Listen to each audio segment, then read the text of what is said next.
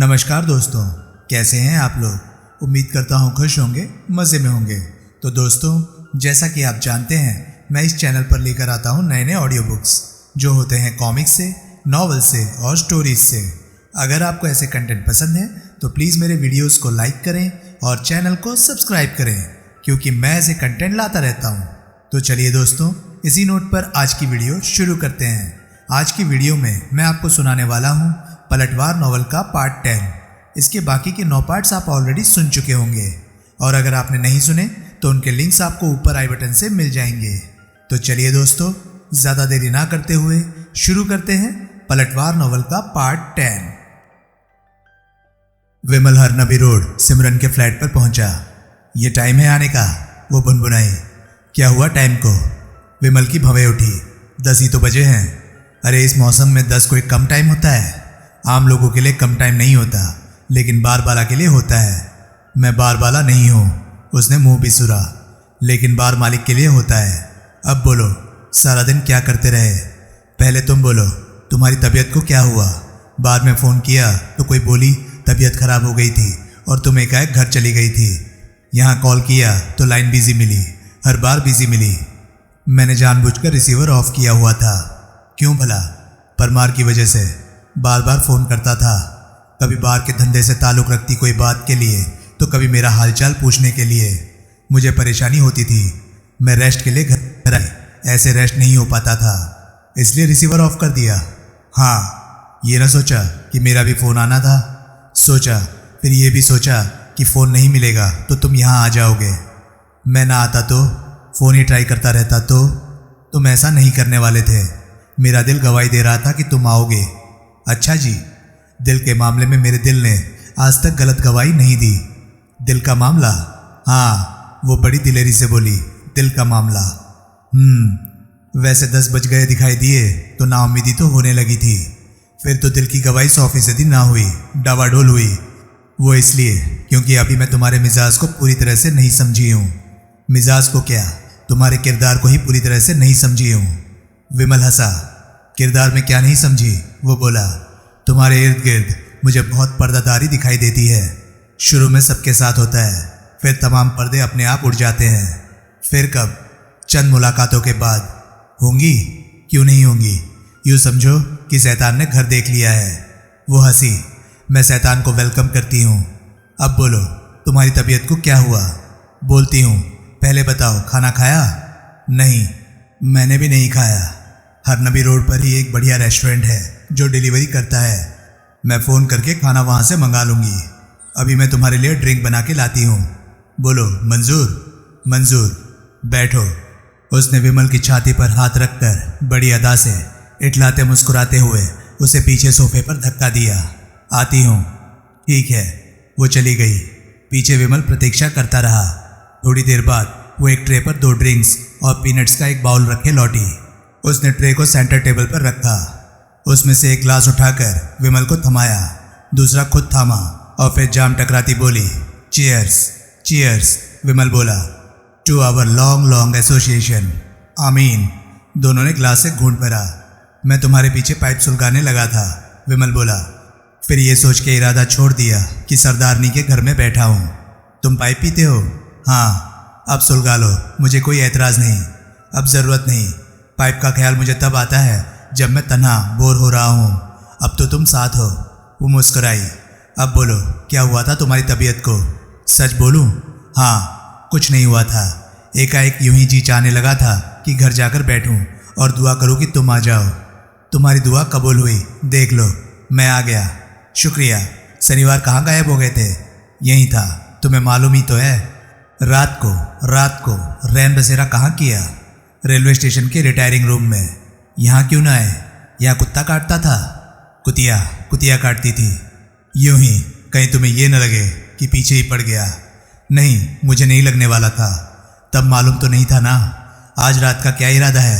जो मोहतरमा drink dinner से नवाज रही है, उसके मिजाज को देख के इरादा कायम करूँगा। यहीं रहना, तुम्हें कोई दिक्कत नहीं होगी। शुक्र को हुई थी, दिखाई तो नहीं दी थी। नहीं हुई थी। यहाँ रहना, तुम जब तक चाहो यहाँ रह सकते हो, चाहो तो हमेशा। Thank you.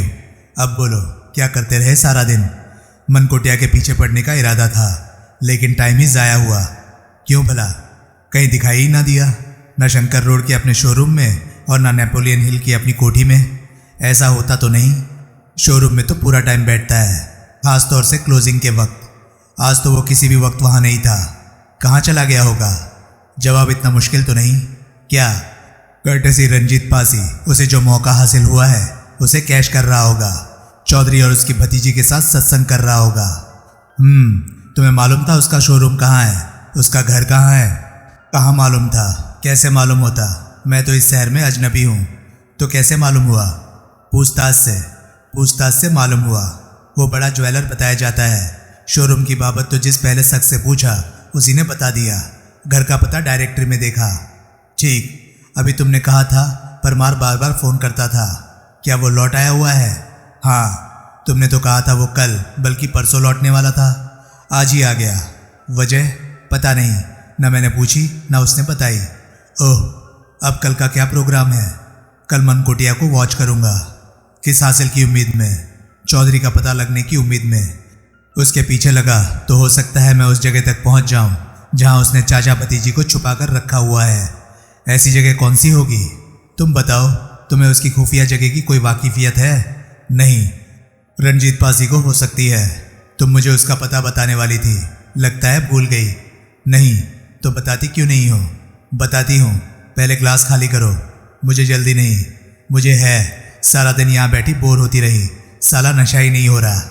तब विमल ने नोट किया कि वो अपना ग्लास खाली कर भी चुकी हुई थी। विमल ने भी अपना ग्लास खाली किया और उसे ट्रे पर रखा। सिमरन खाली ग्लासों की ट्रे उठाकर किचन में चली गई।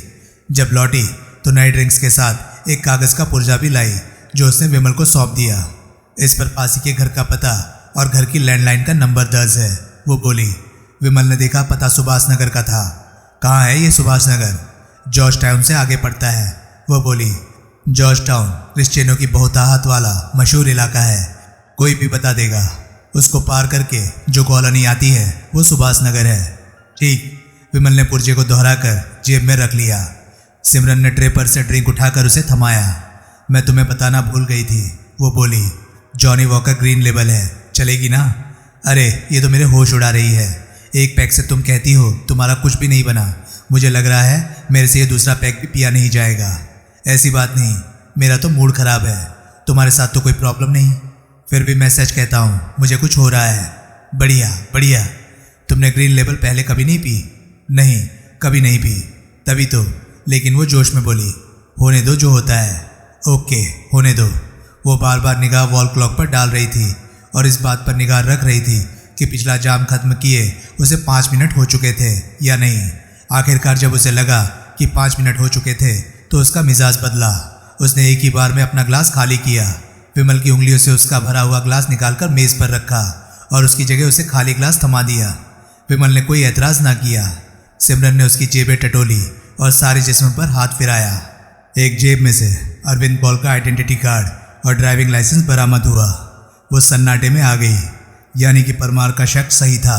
उसके सामने बैठा मुस्कुराता, उसकी हर हरकत नोट करता, लेकिन विरोध में अक्षम कथित विमल खन्ना असल में अरविंद पॉल था। वो प्रेत था जो एकाएक खैरगढ़ में प्रकट हुआ था और एकाएक गायब हो गया था। परमार के भांजे का कत्ल करके उसे मोहन बाबू की कोठी के तहखाने में दफनाने के बाद एक दूसरी जेब से नोटों का मोटा पुलंदा बरामद किया। पतलून की बेल्ट में पीठ की तरफ घुसी गन बरामद हुई। उसने वो तमाम चीज़ें सोफे के एक कुशन के नीचे रख दी और उठ खड़ी हुई। वो बेडरूम में गई और वहाँ से परमार की 2 साइलेंसर लगी गन लेकर आई। विमल की निगाह उसके गमन आगमन का अनुसरण करती रही। वो विमल के सामने आ खड़ी हुई। उसने उसकी बाँह पकड़कर उसे उसके पैरों पर खड़ा किया। यंत्र चालित मानव की तरह विमल खड़ा हो गया। सिमरन ने गन उसकी तरफ तानी। उसकी उस हरकत की विमल पर कोई प्रतिक्रिया ना हुई। अरविंद कौल, वो बोली। विमल खन्ना, तुम्हारा कोई और भी नाम है? है, मशीनी अंदाज से विमल के मुंह से निकला। क्या है?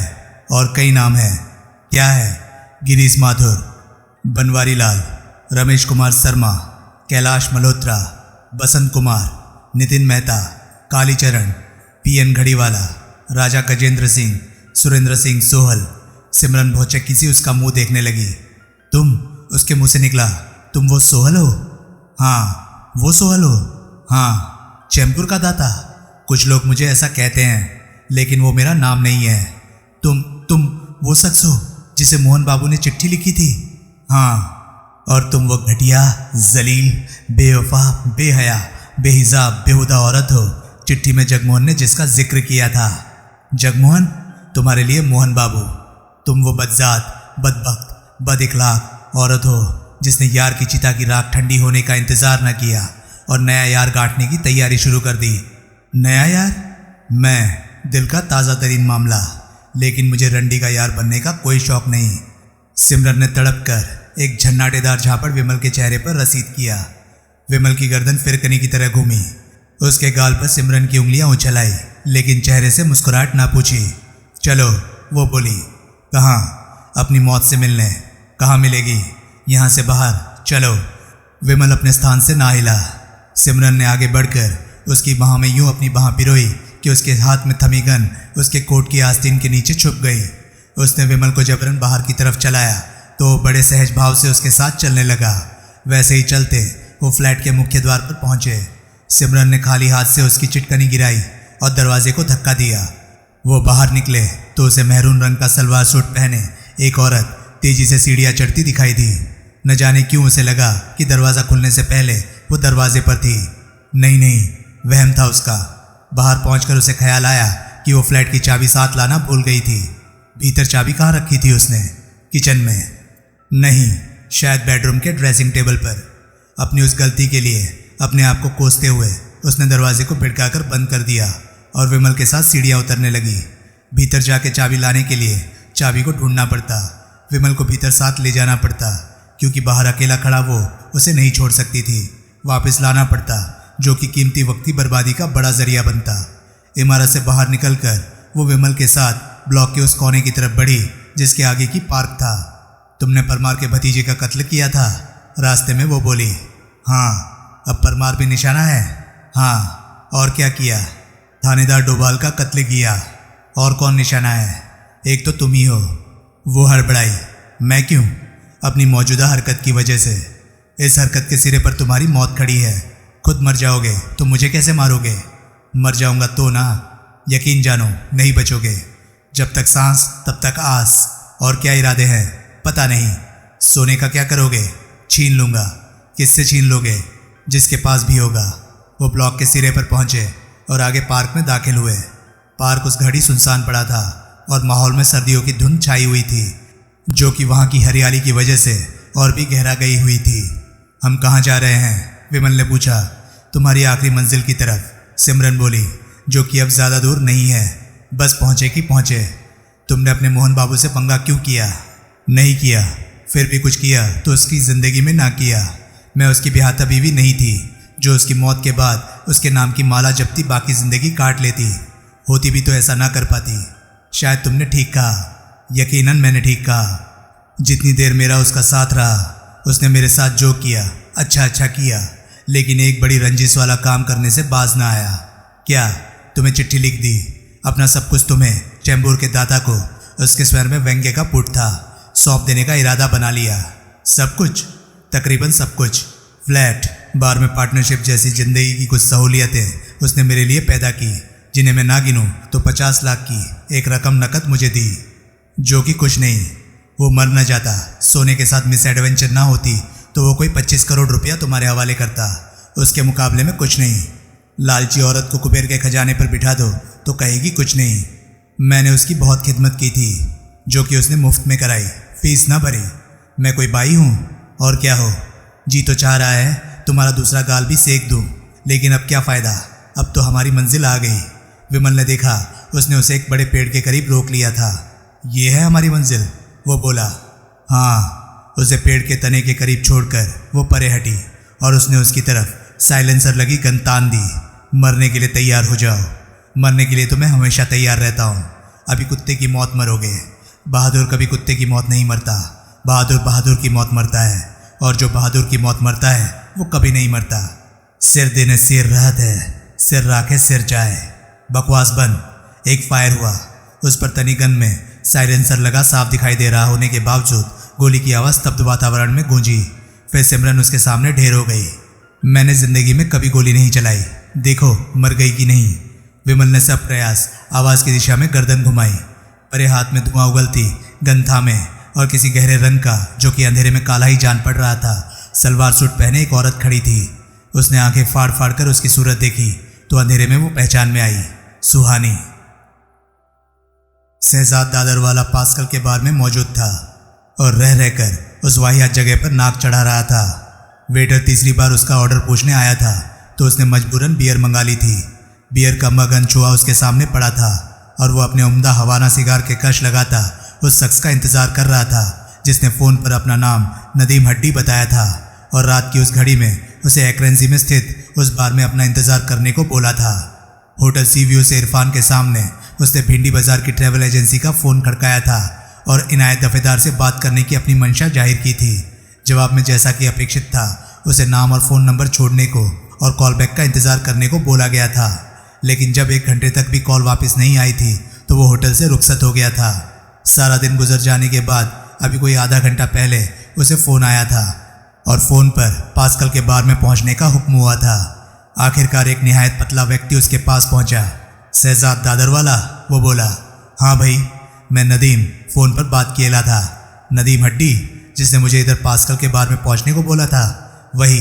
बैठो भाई, तुम्हारे इंतज़ार में तो सूख रहा हूँ। बैठता है, तुम्हें मेरे से पहले यहाँ मौजूद होना चाहिए था। काहे को? अगर तुम्हें नहीं मालूम तो कोई वजह नहीं। क्या मांगता है? तुम कुछ पियोगे? नहीं, मतलब की बात करने का है। मेरे पास टाइम नहीं है। तुम्हारे पास टाइम नहीं है? यही बोला मैं।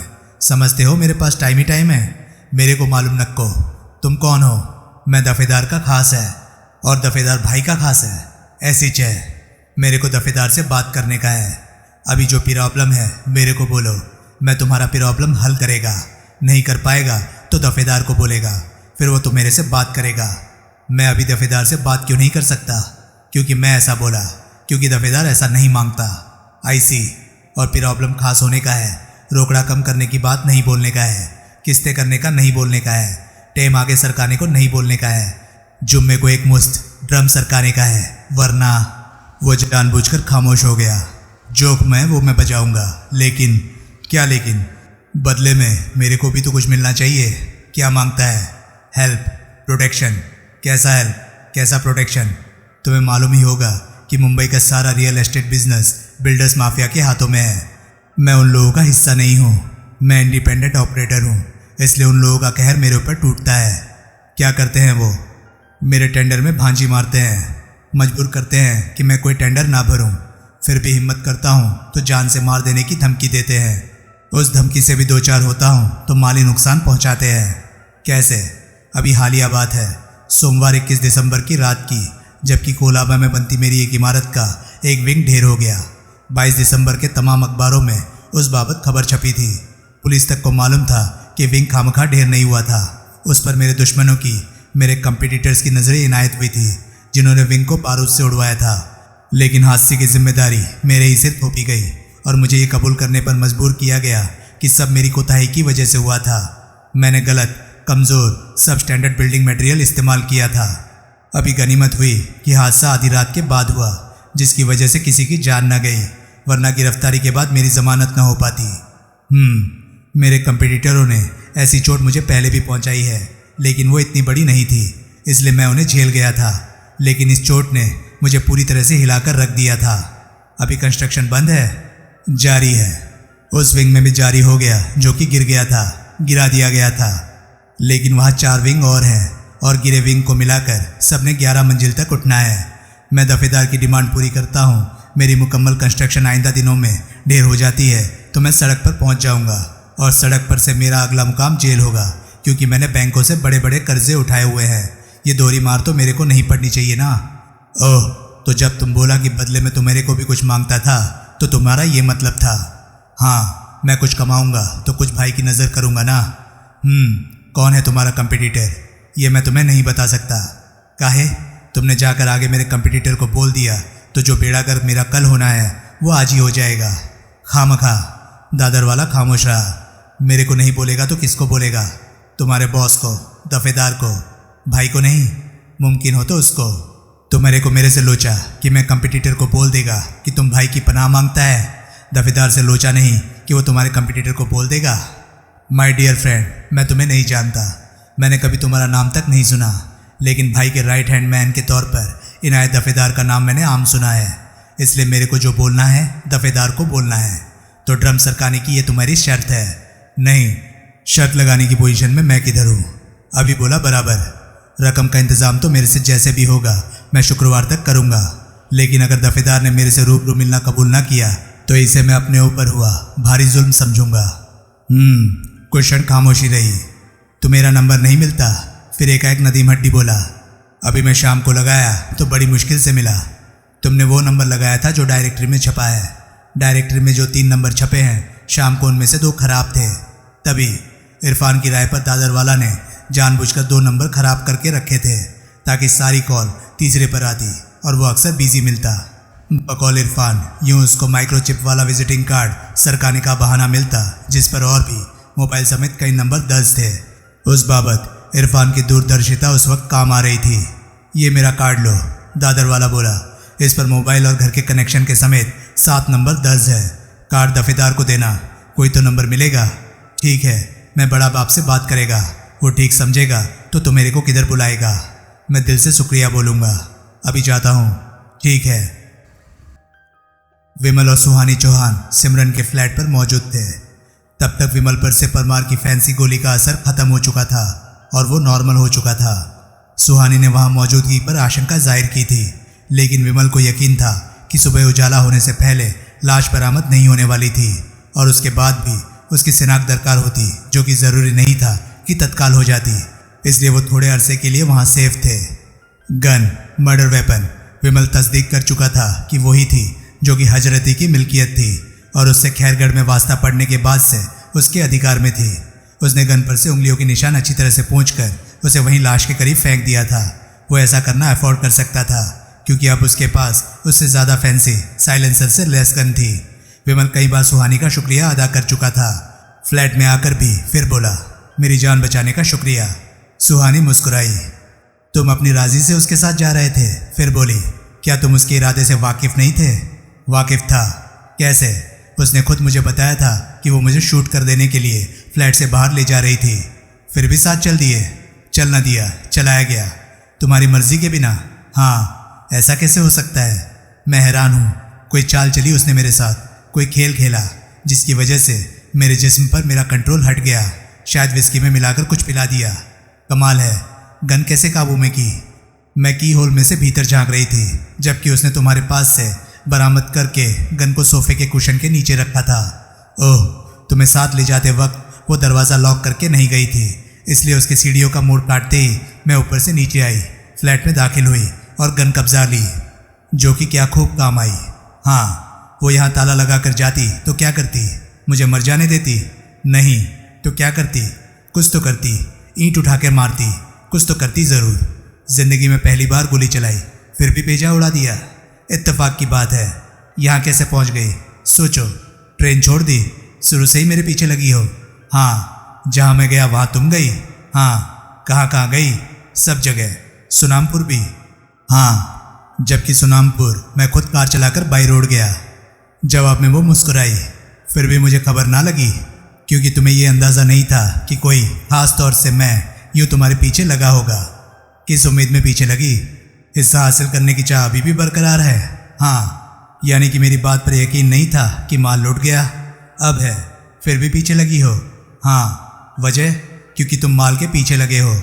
शुक्रवार रात के बाद भी तुम्हारी मशरूफियत, तुम्हारी भागदौड़, तुम्हारे जोड़ तोड़ साफ जाहिर कर रहे हैं कि माल लुट जाने के बाद अब तुम हाथ पर हाथ धरकर नहीं बैठ गए थे। मुझे यकीन है, बल्कि गारंटी है कि तुम जो कुछ भी कर रहे हो लुटे माल को वापस हासिल करने के लिए कर रहे हो। अगर शुरू से ही मेरे पीछे हो तो खुद गवाह हो कि कामयाबी तो ना मिली, नहीं मिली तो मिल जाएगी। अभी तुमने कोशिश छोड़ तो नहीं दी। तो मेरे पीछे लगने की वजह यह है कि समझती हो कि माल अगर वापस मेरे हाथ लग गया तो मुझे उसमें तुम्हारे साथ हिस्सा बटाना कबूल होगा। क्यों नहीं होगा? तुमने साफ तो कहा था कि मैं हिस्से को इसलिए भूल जाऊं क्योंकि माल लुट गया था। माल नहीं तो हिस्सा नहीं, माल होगा तो हिस्सा भी होगा। नहीं नहीं। क्या बोला? नहीं। ये नहीं, ये जानते बूझते कह रहे हो कि इस वक्त तुम जिंदा हो तो मेरी वजह से। मैं तुम्हारा शुक्रगुजार हूँ, बहुत बार हो चुके हो, लेकिन जुबानी जमा खर्च का क्या फ़ायदा।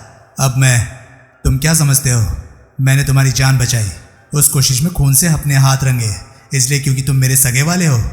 किस लिए बचाई? इसलिए बचाई कि लूट का माल वापस हथियाने का तुम्हारा अभियान जारी रहे और मेरा हिस्सा मिलने की उम्मीद बनी रहे। अब मैं तुम्हें कैसे समझाऊं कि हिस्सा तुम्हें नहीं मिल सकता? क्यों नहीं मिल सकता? क्योंकि उस पर तुम्हारा कोई हक नहीं बनता। तुम्हारा बनता है? नहीं, मेरा भी नहीं बनता। तो क्यों उसके पीछे पड़े हो? क्यों इस हद तक उसके पीछे पड़े हो कि जान से जाने वाले थे? जाने वाले क्या थे, चले ही गए थे। देखो मेरी बात सुनो, प्लीज़ मेरी बात सुनो। क्या सुनूं? तुमने मेरी जान बचाई, इसके लिए मैं ताज़िंदगी तुम्हारा शुक्रगुजार रहूँगा, लेकिन मैं इतने बड़े एहसान का बदला उस तरीके से नहीं चुका सकता जो तुम्हें सुहाता है। जान की कीमत नहीं लगाई जा सकती, जान बेशकीमती होती है। फिर भी एहसान का बदला चुकाने के लिए मैं तुम्हें दौलत से नहीं तोल सकता, जैसा कि तुम चाहती हो। फिर क्या फ़ायदा हुआ? अभी सुनती रहो, अभी मेरी बात पूरी नहीं हुई। उसने होठ पींच लिए। मैं मांगता हूँ, मेरे पास कुछ नहीं है, फिर भी कुछ है या आइंदा होगा तो मैं उसका मालिक नहीं, कस्टोडियन हूँ। मेरी जाती औकात ऐसी नहीं कि मैं तुम्हारे एहसान का बदला रुपए आने पाइयों से चुका सकूं। कस्टोडियन कस्टडी का माल अपने हिसाब बराबर करने में, एहसान उतारने में, अपनी जिम्मेदारियां भुगताने में इस्तेमाल करेगा तो चोर कहलाएगा, गिरहकट कहलाएगा, दगाबाज कहलाएगा। सरोवर में कितना जल होता है लेकिन वो उसे खुद नहीं पी जाता। पेड़ पर कितने फल होते हैं, पेड़ उन्हें खुद नहीं खा जाता। कहने का मतलब ये है कि मैं वो ख्वाहिश पूरी नहीं कर सकता जिसकी खातिर तुम मेरे पीछे लगी हो, लेकिन थोड़ी कमी बेशी के साथ हो सकता है तुम्हारी ख्वाहिश फिर भी पूरी हो जाए। कैसे? वो आशापूर्ण स्वर में बोली। जिस औरत को तुमने सूट किया, जिसका ये फ्लैट है, उसने खुद कबूल किया था कि हाल में उसको कहीं से नकद 50 लाख रुपए हासिल हुए थे। 2 नंबर की इतनी बड़ी रकम उसने बैंक में जमा नहीं कराई हो सकती। आजकल इतना कैश लॉकरों में रखना भी बैंक अकाउंट जैसी ही शामत ला सकता है। इसलिए मेरा ख्याल है कि वो रकम यहीं इस फ्लैट में कहीं होगी। तुम्हारे पास सुबह तक का वक्त है, मुझे यकीन है तुम वो रकम तलाश कर लोगी। ऐसा हो जाए तो उसे भागते भूत की लंगोटी की तरह कबूल करना और अहमदाबाद की पहली गाड़ी पकड़ लेना। आइंदा भी मेरे पीछे लगा रहना अब तुम्हारे किसी काम नहीं आएगा, क्योंकि अब मैं तुम्हारी बाबत खबरदार हूँ। लालच के हवाले फिर भी मेरे पीछे लगेगी तो क्या, अंजाम बहुत बुरा होगा। सुहानी के जिस्म में सिहरन दौड़ गई। तब तक बड़ी नम्रता से बोलते विमल का स्वर पता नहीं कैसे ऐसा हिंसक हो उठा कि उसकी चेतना से गोली की तरह टकराया था। गन के साथ कुशन के नीचे नोटों का एक बंडल भी था और ड्राइविंग लाइसेंस जैसे कुछ शनाख्ती पेपर्स भी थे। नोट चाहे तो तुम रख सकती हो, लेकिन वो पेपर्स बराए मेहरबानी मुझे लौटा दो, क्योंकि वो तुम्हारे किसी काम के नहीं, लेकिन मेरे बहुत काम के हैं। लाइसेंस वगैरह कुशन के नीचे से बरामद करके और नोटों का पुलंदा अपने हैंड बैग से निकाल के उसने दोनों चीज़ें लौटाई। शुक्रिया, विमल बोला। वो खामोश रही। चलता हूँ। वो उठ खड़ा हुआ। मैं दिल से दुआ करूँगा कि तुम यहाँ से 50 लाख रुपया बरामद करने में कामयाब हो जाओ। मैंने तुम्हारे जैसा आदमी नहीं देखा। सुहानी के मुंह से निकला। मेरे में कोई खूबी नहीं, आम आदमियों जैसा ही हूँ। तुम्हें कोई खूबी दिखाई देती है तो ये तुम्हारी निगाह का ज़हुरा है। ये भी तुम्हारी खूबी है कि तुम किसी बात का कोई क्रेडिट नहीं लेना चाहते हो। मैं किसी दूसरे को ऐसा बोलती तो वो फूलकर कुप्पा हो जाता। सभी अवगण, मैं गुण नहीं कोई। Good night. विमल सुभाष नगर पहुंचा। वहां जरा सी भटकन के बाद उसने रंजीत पासी का आवास तलाश कर लिया, जो कि एक मंजिला इमारत थी। इमारत के फ्रंट में एक बीमार सा बल्ब जल रहा था, जिसकी नाकाफी रोशनी में उसे फ्रंट यार्ड में एक सेंट्रो खड़ी दिखाई दी। फाटक को धकेल कर वो यार्ड में पहुंचा। उसने झुककर कार के नंबर का मुआयना किया। RJ04C1159। निश्चय ही वो वही कार थी नॉर्थ शोर में जिसे उसने पासी को चलाते देखा था। उसने कार के हुड पर हाथ रखा। हुड खूब गर्म था। सर्दियों के उस मौसम में भी खूब गर्म था। उससे सिद्ध होता था कि पासी तब घर ही पहुंचा था। फाटक को अभी से ताला न लगा होना भी यही सिद्ध करता था। उसने अपनी नई मिल्कियत गन कोट की दाई जेब में डाल ली और स्विच तलाश करके बाहर की बत्ती बुझा दी। बाहर अंधेरा हो गया। फिर उसने कॉल बेल बजाई। प्रवेश द्वार की उस चौखट में दोहरे दरवाजे थे। बाहरी दरवाज़ा जाली वाला था और भीतरी ठोस लकड़ी का था। भीतरी दरवाज़ा खुला। पासी चौखट पर प्रकट हुआ। कौन? वो बोला। अरे भाई, दरवाज़ा तो खोलो, विमल घर घर आती आवाज़ में बोला। बाहर की बत्ती को क्या हुआ? मुझे क्या पता क्या हुआ। किससे मिलना है? अरे तुम्ही से मिलना है, रणजीत पासी से, जो कि मेरे सामने खड़े हो। कौन हो तुम? कालीचरण। मैं तुम्हें जानता हूँ? हो सकता है। नहीं भी जानते तो क्या है? क्या मतलब? मुझे मनकोटिया साहब ने भेजा है। क्यों? अरे दरवाज़ा खोलो तो बताओ ना, क्यों भेजा है? मैं जा रहा हूँ और जाके साहब से बोलता हूँ कि तुम्हें मेरे से मिलना कबूल नहीं हुआ। बोलता हूँ तुम्हारी औकात मनकोटिया साहब से भी बड़ी हो गई है, इसलिए उन्हें खुद यहाँ आना पड़ेगा। विमल घूमा और बाहर को चल दिया। अरे रुको रुको, विमल टिटका। जाली का दरवाज़ा खुला। आओ भाई आओ, तुम तो नाराज़ ही हो गए। आधी रात होने को है, पूछना पड़ता है ना। मनकोटिया साहब के आदमी को भी, नया हो तो उसको भी। तुम्हारी आवाज़ कैसी है? बैठ गई है, ठंड लग गई। ओह, तब तक वो बाहर बरामदे में निकल आया था और वहाँ के स्विच बोर्ड की तरफ तवज्जो दे रहा था। विमल ने चौखट से भीतर कदम डाला। अरे ये स्विच ऑफ कैसे हो गया? तभी बाहर की बत्ती जली। फिर वो भी भीतर आया। उसने दोनों दरवाजे बंद करने शुरू किए। तब विमल की तरफ उसकी पीठ थी। मैंने खुद स्विच ऑन करके बाहर की बत्ती जलाई थी। वो बड़बड़ा रहा था, पता नहीं ऑफ कैसे हो गया। कलयुग है, विमल अपनी नॉर्मल आवाज़ में बोला। जो ना हो जाए थोड़ा है। पास ही चिहुक कर घूमा। साइलेंसर लगी गन की नाल उसे अपनी तरफ झांकती दिखाई दी। नाल से उठकर उसकी निगाह गन वाले हाथ के चेहरे पर पड़ी तो उसके छक्के छूट गए। तुम? उसके मुंह से निकला। हेलो हेलो दोगले दिलदार, तुम यहाँ कैसे पहुँच गए? दरवाजे पर ही नहीं मरना चाहता तो इधर आके बैठ। भारी कदमों से चलता वो कमरे के, जो कि ड्राइंग रूम था, मध्य में पहुंचा। सेट। वो एक सोफा चेयर पर ढेर हुआ। विमल ने बैठने का उपक्रम नहीं किया। रिवॉल्वर ताने वो उसके सामने खड़ा रहा। बाहर की बत्ती तुमने ऑफ की थी? उसकी मौजूदगी से हर्राए पासी के मुंह से निकला। हाँ, ताकि मैं तुम्हें पहचान ना सकूं। हाँ, मैं फिर भी पहचान जाता तो मैं जाली से ही तुझे शूट कर देता। मैंने क्या किया है? तेरे को नहीं मालूम तूने क्या किया है? मेरा मतलब है तुम्हारे खिलाफ क्या किया है? मैंने तुम्हारा क्या बिगाड़ा है? घर में और कौन है? कोई नहीं। क्यों, फैमिली नहीं है? है, बीवी, 2 बच्चे हैं। सब बीवी के मायके गए हुए हैं। दिखा। क्या? यही कि घर पर कोई नहीं है। इमारत का चक्कर लगवा। उसने आदेश का पालन किया। इमारत में वाकई कोई नहीं था। दोनों ड्राइंग रूम में वापस लौटे। क्या चाहते हो? वहाँ आकर पासी बोला। ये भी कोई पूछने की बात है? तेरे प्राण हरना चाहता हूँ। क्यों? मैं फिर कहता हूँ मैंने तुम्हारा कुछ नहीं बिगाड़ा। ऐसा तुम समझते हो, इसलिए समझते हो क्योंकि मुझे अपने बॉस का, परमार का कारिंदा समझते हो, जो कि मैं नहीं हूँ। क्या? मैंने इतना बड़ा जोखिम उठा के चौधरी को अगवा किया था। तुम क्या समझते हो, परमार के लिए किया था? अपने लिए किया था? अभी आई बात समझ में? क्यों? उसी वजह से जिस वजह से सब चौधरी के पीछे पड़े हैं। तुम भी। तुम कौन हो? अब सवाल पूछने बंद करो। एक आखिरी सवाल और, यहाँ का पता कैसे जाना? और जवाब देने शुरू करो। मनकोटिया से चौधरी का सौदा कितने पैसों में किया? मैंने कोई सौदा। विमल ने गन का घोड़ा खींचा। गोली निशब्द पासी की गर्दन के करीब सोफे की पीठ में धंस गई। पासी को तत्काल एहसास भी ना हुआ कि उस पर गोली चली थी। जब एहसास हुआ तो उसके चेहरे का रंग उड़ गया और शरीर पत्ते की तरह कांपा। ये तुम्हारे लिए पहली और आखिरी वार्निंग थी। विमल अपलक देखता सहज भाव से बोला।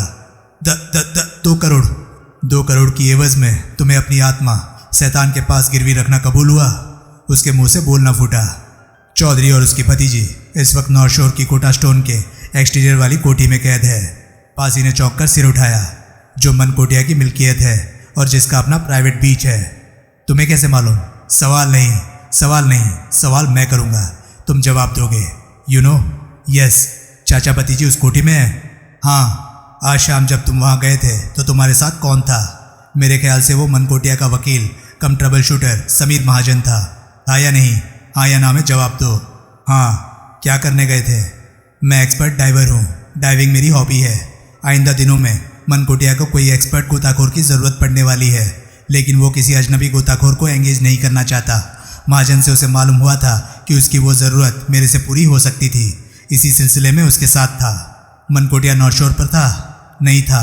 उसके वहाँ होने की उम्मीद थी, इसलिए हम वहाँ गए थे, लेकिन वो वहाँ नहीं था। दरअसल महाजन को भी किसी खास वजह से उसकी तलाश थी, लेकिन वो उसे कहीं भी ढूंढे नहीं मिल रहा था। अपने मोबाइल पर वो कॉल नहीं ले रहा था और नॉर्थ शोर की लैंडलाइन ख़राब हो गई जान पड़ती थी। इसलिए इस उम्मीद में हम वहाँ पहुँचे थे कि शायद वो वहाँ हो, लेकिन ना वो वहाँ था और ना सारा दिन वहाँ गया था। कहाँ गया? पता नहीं। ऐसा क्या उसके साथ अक्सर होता है? मुझे इस बाबत कोई जानकारी नहीं। वकील क्या कहता था? मैंने नहीं पूछा था। मनकोटिया का आइंदा इरादा क्या है? इरादा तो माल हथियाना ही है। ऐसा कैसे होगा? चौधरी के सहयोग से होगा। इस सिलसिले में उन दोनों में सौदेबाजी चल रही है। अभी किसी सिरे नहीं पहुंची सौदेबाजी। मेरे ख्याल से अभी नहीं पहुंची, लेकिन आखिरकार तो पहुंचेगी ही। परमार से दगाबाजी का इरादा पहले से बनाए बैठे थे या वो ख्याल एकाएक ज़हन में आया? पहले इरादा बनाए बैठे होने को क्या था मेरे पास? इरादा तो तभी बना जब तुमने सुनामपुर में वो करिश्मा कर दिखाया और मैंने चौधरी को अपने सामने अपने सोल पोजीशन में पाया। मनकोटिया से बात कैसे की? उससे ना की, समीर महाजन से की, जो कि फिर सुनामपुर पहुंचा हुआ था। मैंने उस पर अपनी मंशा जाहिर की। आगे सब कुछ उसने ऑर्गेनाइज कर दिया। तुमने परमार को धोखा दिया। ऐसे धोखेबाज शख्स का ये सोचना जायज़ है कि उसके साथ धोखा नहीं होगा। उसने जवाब न दिया। लगता है कोई इंश्योरेंस पैदा कर ली हुई है तुमने धोखे के खिलाफ। वो फिर भी खामोश रहा। जवाब दो, विमल घुड़क कर बोला। हाँ, क्या? 10 लाख नकद लिए, बाकी रकम का प्रोनोट लिखवाया। 10 लाख ले भी लिए? हाँ। कहाँ है? वो फिर खामोश हो गया। कोई बात नहीं, विमल इत्मीनान से बोला। मैं तलाश कर लूँगा। तुम क्या चाहते हो? अभी बताया तो था, जान बख्शी का कोई तरीका नहीं। विमल ने कई क्षण सोचने का अभिनय किया। है तो सही, फिर बोला। क्या? पासी आशापूर्ण स्वर में बोला। जो मैं कहूँ वो करना कबूल करो। क्या? बोला तो क्या करना कबूल करूँ? वो भी तो बोला जो मैं कहूँ, लेकिन कुछ पता तो चले। क्यों क्यों क्यों पता चले? जान बख्शी क्या कोई मामूली आई गई बात है? नहीं, तो उसके लिए तुम्हें कुछ भी करना कबूल नहीं होना चाहिए। होना चाहिए तो फिर हुज्जत कैसी? अपनी जान बख्शी की एवज में मुझे कुछ भी करना कबूल है। गुड, अब तो बोलो क्या करना होगा? परमार को फ़ोन करना होगा। बस उसे फ़ोन पर जो मैं कहूँ कहना होगा। कुछ उल्टा सीधा ना बोल दो, गलत ना बोल दो। इसके लिए बाकायदा साथ पहले रिहर्सल करना होगा, और रिहर्सल से जो स्क्रिप्ट तैयार हो उस पर 100% अमल करके दिखाना होगा। कहीं ज़रा भी कोताही हुई, जरा भी इरादतन या गैर इरादतन भांजी मारी तो क्या बताने की ज़रूरत है कि क्या होगा? नहीं। पक्की बात? हाँ। तो शुरू करें? हाँ। तो दोस्तों, ये था पलटवार नॉवल का 10वां पार्ट। ये पार्ट आपको कैसा लगा प्लीज़ कमेंट सेक्शन में अपनी राय मुझे ज़रूर बताएं। और हाँ, अगर आपको मेरे वीडियोस पसंद आ रहे हैं तो प्लीज़ उन्हें लाइक कीजिए और चैनल को सब्सक्राइब कीजिए, क्योंकि मैं ऐसे कंटेंट लाता रहता हूँ। तो चलिए दोस्तों, मैं मिलता हूँ अब आपसे अगली वीडियो में। तब तक के लिए नमस्कार, गुड बाय। सेफ रहिए, खुश रहिए, मज़े करिए।